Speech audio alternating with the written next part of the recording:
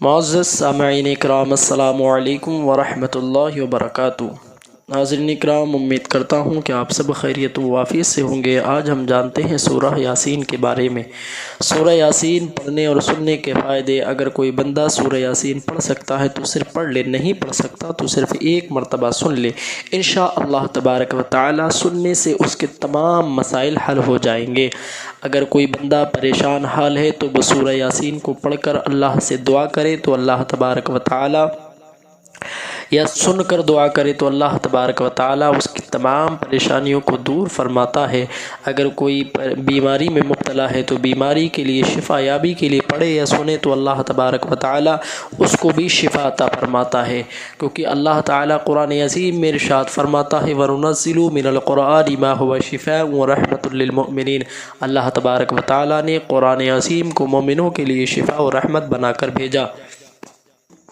کسی کی دکان ہے تو دکان و مکان میں، کاروبار میں خیر و برکت کے لیے بہت ہی مفید ہے۔ اگر آپ کی دکان میں گراہک نہیں آتے تو سورہ یاسین کو بجا کر یا وہاں پر لگا کر رکھ دیجئے یا پھر سن لیجئے، انشاءاللہ تبارک و تعالی دکان میں گراہک آئیں گے، دکان میں برکت ہوگی، گھر میں خیر و برکت ہوگی۔ پیسے میں برکت نہیں ہوتی تب اس کو پڑھیے، سنیے، انشاءاللہ تبارک و تعالی اس کی برکت سے تمام آپ کی بے برکتی دور ہوتی ہوئی نظر آئے گی اور آپ کے پیسے میں خوب برکت ہوگی۔ رزق میں بے برکتی ہے تو رزق میں بے برکتی کو دور کرنے کے لیے سورہ یاسین پڑھیے یا سنیے، انشاءاللہ تبارک و تعالی اللہ تبارک و تعالی آپ کی تمام پریشانیوں کو دور فرما کر آپ کے رزق میں برکت عطا فرمائے گا، کیونکہ یہ ہر جائز حاجات کے لیے بہت ہی مفید ہے۔ اگر کوئی بندہ پڑھتا ہے تو اللہ تبارک و تعالی پڑھنے سننے والے کو دونوں کو ثواب عطا فرماتا ہے۔ اور قرآن عظیم کی یہ سورہ یاسین جو ہے وہ سورہ مکی ہے۔ اللہ کے نبی صلی اللہ علیہ وسلم ارشاد فرماتے ہیں کہ اگر کوئی بندہ ایک مرتبہ سورہ یاسین پڑھتا یا سنتا یا لکھتا ہے تو اللہ تبارک و تعالی اس کو 10 کامل کلام مجید پڑھنے، سننے، لکھنے کا ثواب عطا فرماتا ہے۔ اگر آپ نے پڑھا ہے تو پڑھنے کا ثواب عطا فرماتا ہے، اگر آپ نے سنا ہے تو سننے کا ثواب عطا فرماتا ہے، اگر آپ نے لکھا ہے تو اللہ تبارک و تعالی آپ کو لکھنے کا ثواب عطا فرماتا ہے۔ سورہ یاسین کے بے شمار فائدے ہیں۔ اگر آپ کی کوئی جائز تمنا ہے، آپ چاہتے ہیں کہ اس حاجت کو پورا فرما دے اللہ، تو اللہ کی بارگاہ میں سورہ یاسین پڑھ کر یا سن کر دعا کیجیے، انشاءاللہ تبارک و تعالی اللہ آپ کی اس جائز حاجات کو پورا عطا فرمائے گا۔ کسی کا اولاد نہیں ہو رہی ہے تو وہ اولاد کے لیے اگر چاہتا ہے تو پڑھ کر یا سن کر دعا کرے اللہ کی بارگاہ میں، اور اس شخص کو پلائے جو کہ اس کی بیوی حاملہ ہو، اس کو سورہ یاسین پڑھ کر یا سن کر اس پر دم کر کے پانی پر پلائے تو انشاءاللہ تبارک و تعالی اس کے یہاں پر جس چیز کا حاجت مند ہوگا اللہ تبارک و تعالی اس کو، بیٹی یا بیٹے کا حاجت مند ہوگا تو اللہ اس کو وہ عطا فرمائے گا۔ یعنی یوں کہیے ایک طریقے سے یہ سورہ حاجت ہے۔ سورہ یاسین کے بے شمار فائدے، سورہ یاسین کی بے شمار برکتیں، ہر اعتبار سے سورہ یاسین کی بہت فضیلت ہے۔ اس سورہ یاسین کے بارے میں اتنا ہے کہ اگر آپ جس مقصد کے لیے بھی سنیں گے آپ کا ہر جائز مقصد اللہ کی بارگاہ میں قبول ہوتا ہوا نظر آئے گا۔ اللہ کے نبی صلی اللہ علیہ وسلم نے اس کی تلقین بھی فرمائی اور کہا کہ اپنے مردوں کے بھی قریب پڑھو، کیونکہ اللہ تبارک و تعالی جس مردوں کے قریب پڑھا جاتا ہے اللہ وہاں پر 10 فرشتوں کو نازل فرماتا ہے اور وہ فرشتے اس کے لیے دعائیں مغفرت کرتے ہیں اور اس کے جنازے میں بھی شامل رہتے ہیں۔ اب آپ سوچیں کتنی بڑی فضیلت ہے۔ اگر آپ کی دکان میں گراہک نہیں آتے تو آپ کی دکان میں گراہک آنے لگیں گے، آپ کے گھر میں برکت نہیں ہوتی تو گھر میں خوب برکت ہوگی۔ تمام حادثات سے، پریشانیوں سے، بلاؤں سے، وباؤں سے اللہ پاک آپ کی حفاظت عطا فرمائے گا، اللہ آپ کی غیب سے مدد امداد عطا فرمائے گا، اللہ پر فضل کرم رحم عطا فرمائے گا۔ یہ سورہ یاسین ایک طریقے کی دعائے حاجت ہے۔ آپ جب پڑھیں گے، جب سنیں گے انشاءاللہ تبارک و تعالی اللہ آپ کی تمام پریشانیوں کو دور عطا فرمائے گا۔ چلیے اب ایک سائیڈ میں فون کو رکھ دیجئے یا سننے کے لیے ایئر فون وغیرہ لگا لیجئے، انشاءاللہ تبارک و تعالی ہم سورہ یاسین پڑھتے ہیں۔ پڑھنے سے پہلے ہم آپ سے ایک چھوٹی سی ریکویسٹ کریں گے، एक अपील करेंगे, अगर आप हमारे चैनल पर नए हैं तो सबसे पहले वीडियो को लाइक करिए, हौसला अफजाई के लिए हमारे लिए एक अच्छा सा कमेंट्स करिए, और कौन कौन रोज़ सुनता है सूरह यासीन या पढ़ता है वो कमेंट्स में ज़रूर बताएं, अपना नाम ज़रूर लिखें। इंशाअल्लाह तबारक व तआला हम उनके लिए भी दुआ करेंगे। और चैनल को सब्सक्राइब कर लीजिए, सदक़े जारिया के लिए दोस्त अहबाब में शेयर ज़रूर कर दें। चलिए अब हम पढ़ते हैं, आप समाअत कीजिए। अऊज़ु बिल्लाहि मिनश शैतानिर रजीम, बिस्मिल्लाहिर्रहमानिर्रहीम। यासीन वल क़ुरआनिल हकीम, इन्नक लमिनल मुरसलीन अला सिरातिम मुस्तक़ीम, तंज़ीलल अज़ीज़िर रहीम, लितुन्ज़िर क़ौमन मा उन्ज़िर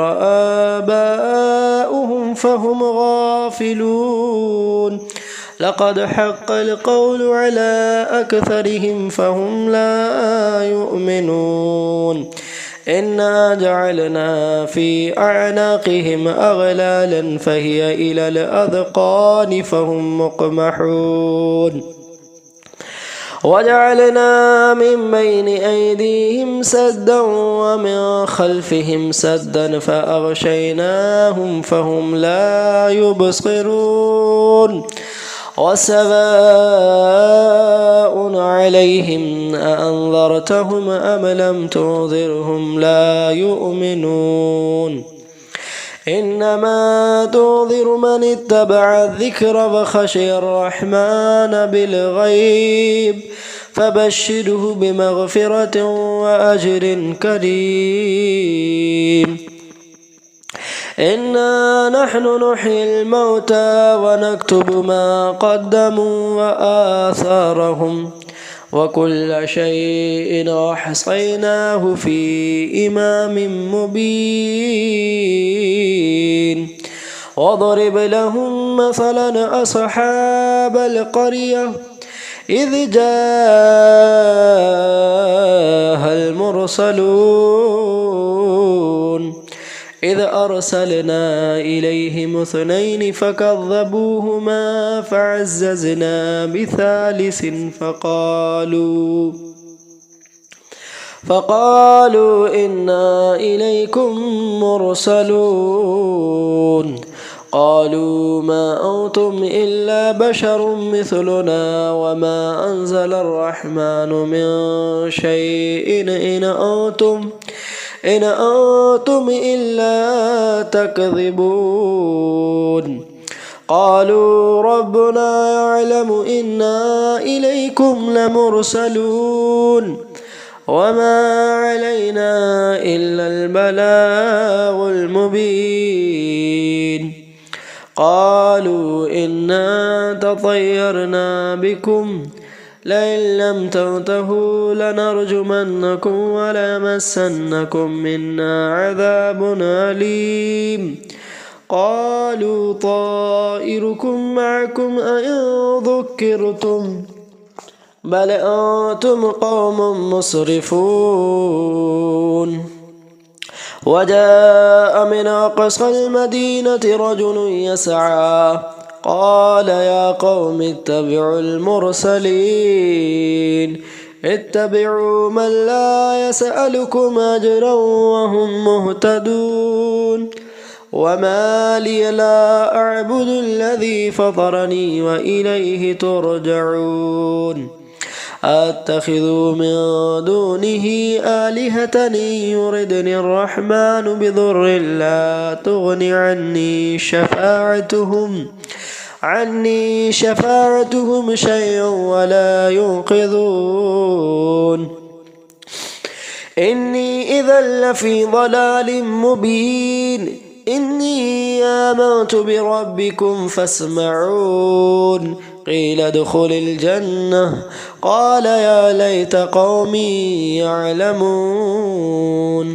बिमा ग़फ़र ली रब्बी वजअलनी मिनल मुकरमीन, وما أنزلنا على قومه من بعده من جود من السماء وما كنا منزلين إن كانت إلا صيحة واحدة فإذا هم خامدون يا حسرة على العباد ما يأتيهم من رسول إلا كانوا به يستهزئون ألم يروا كما أهلكنا قبلهم من القرون أنهم إليهم لا يرجعون وإن كل لما جميع لدينا محضرون وآية لهم الأرض الميتة أحييناها وأخرجنا منها حبا فمنه يأكلون وجعلنا فيها جنات من نخيل وأعناب وفجرنا فيها من العيون ليأكلوا من ثمره وما عملته أيديهم أفلا يشكرون سبحان الذي خلق الأزواج كلها مما تنبت الأرض ومن أنفسهم ومما لا يعلمون وآية لهم الليل نسلخ منه النهار فإذا هم مظلمون والشمس تجري لمستقر لها ذلك تقدير العزيز العليم والقمر قدرناه منازل حتى عاد كالعرجون القديم لا الشمس ينبغي لها أن تدرك القمر ولا الليل سابق النهار وكل في فلك يسبحون وآية لهم أنا حملنا ذريتهم في الفلك المشحون وخلقنا لهم من مثله ما يركبون وإن نشأ نغرقهم فلا صريخ لهم ولا هم ينقذون إلا رحمة منا ومتاعا إلى حين وإذا قيل لهم اتقوا ما بين أيديكم وما خلفكم لعلكم ترحمون وما تأتيهم من آية ربهم إلا كانوا عنها معرضين وإذا قيل لهم أنفقوا مما رزقكم الله قال الذين كفروا للذين آمنوا ونطعم من لو يشاء الله وطعمه إن أنتم إلا في ضلال مبين ويقولون متى هذا البعد إن كنتم صادقين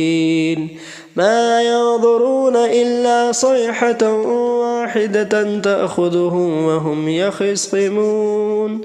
فلا يستطيعون توصية ولا إلى أهلهم يرجعون ونفخ في الصور فإذا هم من الأجداث إلى ربهم ينسلون قالوا يا ويلنا من بعثنا من مرقدنا هذا ما وعد الرحمن وصدق المرسلون إن كانت إلا صيحة واحدة فإذا هم جميع لدينا محضرون فاليوم لا تظلم نفس شيئا ولا تجزون إلا ما كنتم تعملون إن أصحاب الجنة اليوم في شغل فاكهون هم وأزواجهم في ظلال على الأرائك متكئون لهم فيها فاكهة ولهم ما يدعون سلام قولا من رب رحيم وامتازوا اليوم أيها المجرمون ألم أعهد إليكم يا بني آدم ألا تعبدوا الشيطان إنه لكم عدو مبين وأن اعبدوني هذا صراط مستقيم ولقد أضل منكم جبلا كثيرا أفلم تكونوا تعقلون هذه جهنم التي كنتم توعدون اصلوها اليوم بما كنتم تكفرون اليوم نختم على أفواههم وتكلمنا أيديهم وتشهد أرجلهم بما كانوا يكسبون ولو نشاء لطمسنا على أعينهم فاستبقوا الصراط فأنى يبصرون ولو نشاء لمسخناهم على مكانتهم فما استطاعوا مضيا ولا يرجعون ومن نعمره ننكسه في الخلق أفلا يعقلون وما علمناه الشعر وما ينبغي له إن هو إلا ذكر وقرآن مبين لينذر من كان حيا ويحق القول على الكافرين أولم يروا أنا خلقنا لهم مما عملت أيدينا أنعاما فهم لها مالكون وظللناها لهم فمنها ركوبهم ومنها يأكلون ولهم فيها منافع ومشارب أفلا يشكرون واتخذوا من دون الله آلهة لعلهم ينصرون لا يستطيعون نصرهم وهم لهم جند محضرون فلا يحزنك قولهم إنا نعلم ما يسرون وما يعلنون أولم ير الإنسان أنا خلقناه من نطفة فإذا هو خصيم مبين وضرب لنا مثل ونسي خلقه قال من يحيي العظام وهي رميم قل يحييها الذي أنشأها أول مرة وهو بكل خلق عليم الذي جعل لكم من الشجر الأخضر نارا فإذا أنتم منه توقدون أوليس الذي خلق السماوات والأرض بقادر على أن يخلق مثلهم بلى وهو الخلاق العليم إنما أمره إذا أراد شيئا أن يقول له كن فيكون فسبحان الذي بيده ملكوت كل شيء وإليه ترجعون ياسين والقرآن الحكيم إنك لمن المرسلين على صراط مستقيم تنزيل العزيز الرحيم لتنذر قوما ما أنذر آباؤهم فهم غافلون لقد حق القول على أكثرهم فهم لا يؤمنون إنا جعلنا في أعناقهم أغلالا فهي إلى الأذقان فهم مقمحون وجعلنا من بين أيديهم سدا ومن خلفهم سدا فأغشيناهم فهم لا يبصرون وسواء عليهم أأنذرتهم أم لم تنذرهم لا يؤمنون إنما تنذر من اتبع الذكر وخشي الرحمن بالغيب فبشره بمغفرة وأجر كريم إنا نحن نحيي الموتى ونكتب ما قدموا وآثارهم وكل شيء أحصيناه في إمام مبين واضرب لهم مثلا أصحاب القرية إذ جاءها المرسلون إذ أرسلنا إليهم اثنين فكذبوهما فعززنا بثالث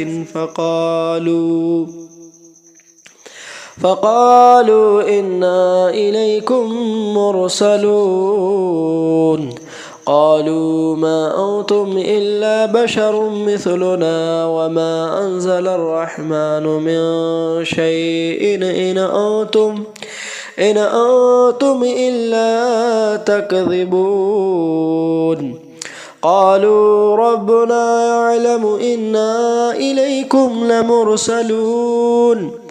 وما علينا إلا البلاغ المبين قالوا إنا تطيرنا بكم لئن لم تنتهوا لنرجمنكم وليمسنكم منا عذاب أليم قالوا طائركم معكم أئن ذكرتم بل أنتم قوم مسرفون وجاء من أقصى المدينة رجل يسعى قال يا قوم اتبعوا المرسلين اتبعوا من لا يسألكم أجرا وهم مهتدون وما لي لا أعبد الذي فطرني وإليه ترجعون أتخذ من دونه آلهة إن يردني الرحمن بضر لا تغن عني شفاعتهم شيئا ولا ينقذون إني إذا لفي ضلال مبين إني آمنت بربكم فاسمعون قيل ادخل الجنة قال يا ليت قومي يعلمون بما غفر لي ربي وجعلني من المكرمين وما أنزلنا على قومه من بعده من جند من السماء وما كنا منزلين إن كانت إلا صيحة واحدة فإذا هم خامدون يا حسرة على العباد ما يأتيهم من رسول إلا كانوا به يستهزئون ألم يروا كما أهلكنا قبلهم من القرون أنهم إليهم لا يرجعون وإن كل لما جميع لدينا محضرون وآية لهم الأرض الميتة أحييناها وأخرجنا منها حبا فمنه يأكلون وجعلنا فيها جنات من نخيل وأعناب وفجرنا فيها من العيون ليأكلوا من ثمره وما عملته أيديهم أفلا يشكرون سبحان الذي خلق الأزواج كلها مما تنبت الأرض ومن أنفسهم ومما لا يعلمون وآية لهم الليل نسلخ منه النهار فإذا هم مظلمون والشمس تجري لمستقر لها ذلك تقدير العزيز العليم والقمر قدرناه منازل حتى عاد كالعرجون القديم لا الشمس ينبغي لها أن تدرك القمر ولا الليل سابق النهار وكل في فلك يسبحون وآية لهم أنا حملنا ذريتهم في الفلك المشحون وخلقنا لهم من مثله ما يركبون وإن نشأ نغرقهم فلا صريخ لهم ولا هم ينقذون إلا رحمة منا ومتاعا إلى حين. وإذا قيل لهم اتقوا ما بين أيديكم وما خلفكم لعلكم ترحمون وما تأتيهم من آية ربهم إلا كانوا عنها معرضين. وإذا قيل لهم أنفقوا مما رزقكم الله قال الذين كفروا للذين آمنوا ونطعم من لو يشاء الله وطعمه إن أنتم إلا في ضلال مبين. ويقولون متى هذا البعد إن كنتم صادقين ما ينظرون إلا صيحة واحدة تأخذهم وهم يخصمون فلا يستطيعون توصية ولا إلى أهلهم يرجعون. ونفخ في الصور فإذا هم من الأجداث إلى ربهم ينسلون قالوا يا ويلنا من بعثنا من مرقدنا هذا ما وعد الرحمن وصدق المرسلون إن كانت إلا صيحة واحدة فإذا هم جميع لدينا محضرون فاليوم لا تظلم نفس شيئا ولا تجزون إلا ما كنتم تعملون. إن أصحاب الجنة اليوم في شغل فاكهون هم وأزواجهم في ظلال على الأرائك متكئون لهم فيها فاكهة ولهم ما يدعون سلام قولا من رب رحيم. وامتازوا اليوم أيها المجرمون ألم أعهد إليكم يا بني آدم ألا تعبدوا الشيطان إنه لكم عدو مبين وأن اعبدوني هذا صراط مستقيم. ولقد أضل منكم جبلا كثيرا أفلم تكونوا تعقلون هذه جهنم التي كنتم توعدون اصلوها اليوم بما كنتم تكفرون اليوم نختم على أفواههم وتكلمنا أيديهم وتشهد أرجلهم بما كانوا يكسبون